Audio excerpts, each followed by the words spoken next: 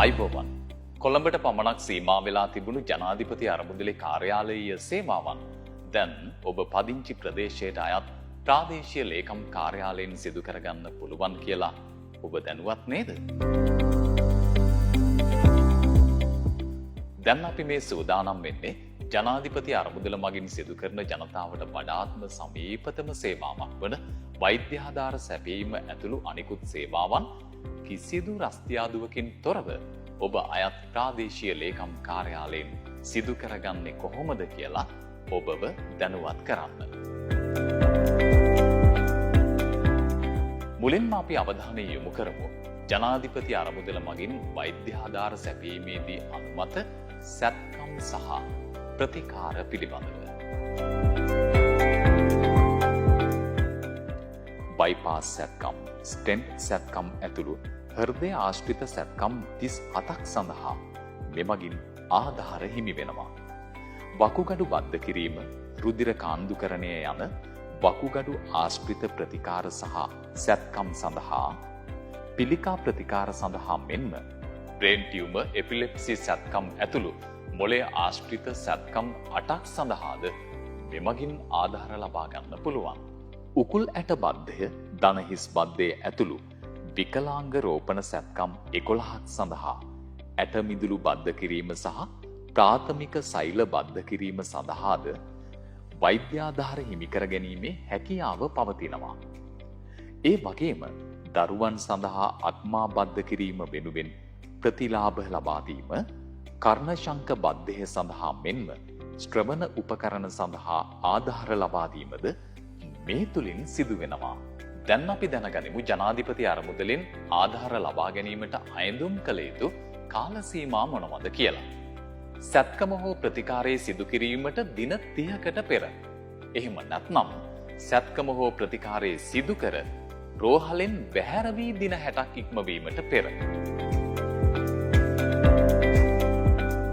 www.presidentsfund.lk web අඩවියට පිවිසීමෙන් හෝ තිරයේ දැක්වෙන QR කේතය scan කිරීම මගින් ජනාධිපති අරමුදලේ මූල්‍යාධාර ලබා ගැනීමේ අයදුම් පත්‍රය ලබාගෙන එය සම්පූර්ණ කර අදාළ ලේඛන සමග ඔබ අයත් ප්‍රාදේශීය ලේකම් කාර්යාලයට බාර දිය යුතුයි.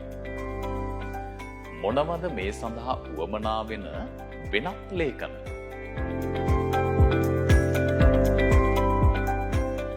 අනුමත සැත්කමක් හෝ ප්‍රතිකාරයක්ද යන්න තහවුරු කර ගැනීම සඳහා රෝග නිශ්චය ලේඛනය සහ වෛද්‍යවරයාගේ ලිපිය. අනුමත රෝහලක්ද යන්න තහවුරු කර ගැනීම සඳහා රෝහල මගින් ලබා දී ඇති ලිපි. සැත්කමට හෝ ප්‍රතිකාරයට පෙර අයදුම් පත්‍රය බාර දෙන්නේ නම් සැත්කම හෝ ප්‍රතිකාරයේ සඳහා යන වියදම් ඇස්තමේන්තුවේ මුල් පිටපත සහ රෝහලෙන් ලබා දෙන රෝහල්ගත වීමට අපේක්ෂිත දිනය සඳහන් ලේඛනය. සැත්කමට හෝ ප්‍රතිකාරයට පසු අයදුම් පත්‍රය බාර දෙන්නේ නම් සැත්කමට හෝ ප්‍රතිකාරයට අදාළ ගෙවීම්වල මුල් කුවිතාංශිපත් රෝග නිශ්චය තුණ්ඩුවේ රෝහලෙන් පිට වූ දිනය සහ විදෙස්ගත සැත්කමකදී නම් ගමන් බලපත්‍රයේ පිටත් වීම සහ ළඟාවීම දැක්වෙන පිටුවල පිටපත්. ග්‍රාම නිලධාරි සහතික කළ රෝගියාගේ ජාතික හැඳුනුම්පතේ හෝ වෙනත් අදාළ හැඳුනුම්පතක පිටපතක්. බැංකුව හෝ ග්‍රාම නිලධාරි විසින් තහවුරු කරන ලද රෝගියාගේ බැංකු පොතේ ගිණුම් අංකය හා ගිණුම් හිමියාගේ අනන්‍යතාව තහවුරු වන කොටසේ ඡායා පිටපතක්. රෝගියාගේ, කලත්‍රයාගේ සහ අවිවාහක දරුවන්ගේ ආසන්න මාස 3ක බැංකු ගිණුම් වාර්තා. රෝගියාගේ, කලත්‍රයාගේ සහ අවිවාහක දරුවන්ගේ වැටුප් සහ ආදායම් විස්තර. දිවුරුම් ප්‍රකාශ.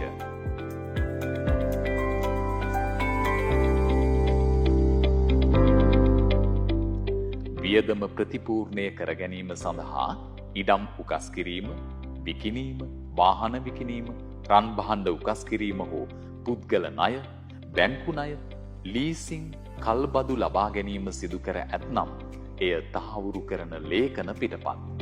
අග්‍රහාර රක්ෂණාවරණ ප්‍රතිලාභ වැනි වෙනත් ආයතන මගින් ප්‍රතිපූර්ණය කිරීම තිබේ නම් ඊට අදාළ ලේඛන. මෙම ලේඛන නිවැරදිව ඉදිරිපත් කිරීම මගින් ඔබට ඉතා ඉක්මනින් වගේම පහසුවෙන් අනුමත ප්‍රතිලාභ ලබා ගත හැකියි.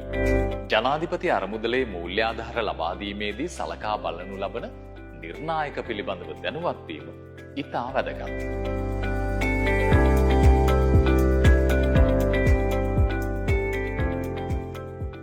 අනුමත සැත්කමක් හෝ ප්‍රතිකාරයක් වීම. සැත්කම හෝ ප්‍රතිකාරය අනුමත රෝහලකින් සිදු කිරීම. නියමිත කාල සීමාව තුළ එනම් සැත්කමට හෝ ප්‍රතිකාරයට දින 30කට පෙර හෝ සැත්කම හෝ ප්‍රතිකාරය සිදු කර දින 60ක් ඉක්මවීමට පෙර වෛද්‍යාධාර අයදුම්පත බාර දී තිබීම. රෝගියාගේ සහ පවුලේ සියලු සමාජිකයන්ගේ මාසික ආදායම්වල එකතුව රුපියල් ලක්ෂ 2කට අඩු වීම. විශේෂයෙන්ම සඳහන් කළ යුතුයි නව රජයේ තීරණයකට අනුව විවාහක දරුවන්ගේ වැටුප් සහ ආදායම් විස්තර මෙහිදී සලකා බැලෙන්නේ නැහැ. ඒ වගේම අවිවාහක දරුවන්ගේ මාසික ආදායමෙන් 50% පමණයි පවුලේ ආදායම සඳහා සලකා බැලෙන්නේ.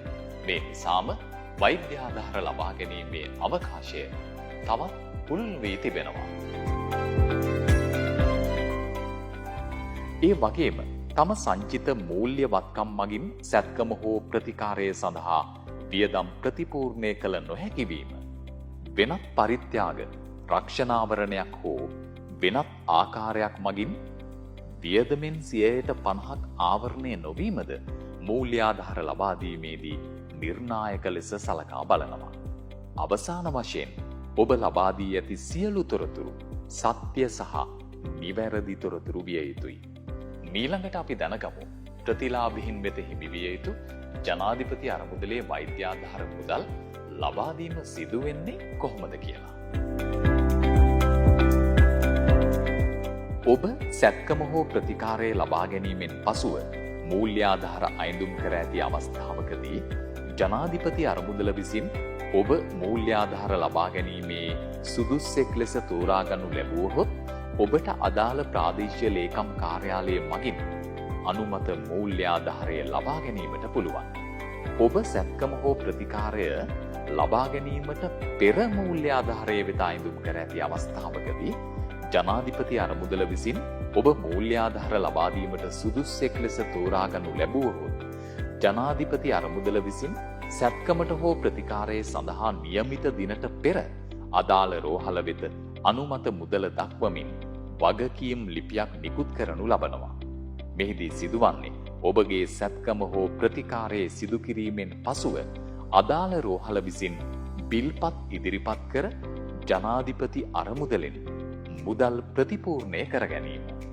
අනුමත සැත්කම් සහ ප්‍රතිකාර, අනුමත රෝහල්, ඒ වගේම ජනාධිපති අරමුදලේ වෛද්‍ය ආධාර සේවාව පිළිබඳව අවශ්‍ය වැඩිදුර විස්තර ලබා ගන්නේ කොහොමද? ඔබ පදිංචි වසමේ ග්‍රාම නිලධාරි කාර්යාලය මගිනුත් තොරතුරු දැනගන්න පුළුවන්. ඒ වගේම ඔබ පදිංචි ප්‍රදේශයේ ප්‍රාදේශීය ලේකම් කාර්යාලය මගින් තොරතුරු දැනගන්න පුළුවන්. එහෙම නැත්නම් 0112354354 ඒ වගේම 0112354802 දුරකථන අංකවලට කතා කරලා තොරතුරු දැනගන්න පුළුවන්. එහෙමත් නැත්නම් www.presidentsfund.lk වෙබ් අඩවියට පිවිසීමෙන් හෝ ජනාධිපති අරමුදලේ නිල Facebook පිටුව හෝ නිල YouTube නාලිකාව වෙත පිවිසීමෙන් මේ සම්බන්ධව ඔබට අවශ්‍ය වැඩිදුර විස්තර ලබා ගැනීමේ හැකියාව පවතිනවා. අවසාන වශයෙන් ඉල්ලීමක් කරන්න තියෙනවා. ජනාධිපති අරමුදලෙන් වෛද්‍ය ආධාර ලබා ගැනීම පුරවැසි ඔබේ අයිතියක්. නමුත් සෑම විටම අවංකව හා සත්‍යවාදීව කටයුතු කරමින් ප්‍රතිලාභ අවශ්‍ය නම් පමණක් ලබා ගනිමු. අනාගතයේ ප්‍රතිලාභ අත්‍යවශ්‍ය වන රෝගී පුද්ගලයෙකුගේ අපේම ඥාතියෙකුගේ ජීවිතය සුරැකීමට දායක වෙමු. මේ ජනාධිපති අරමුදලේ පණිවිඩයක්.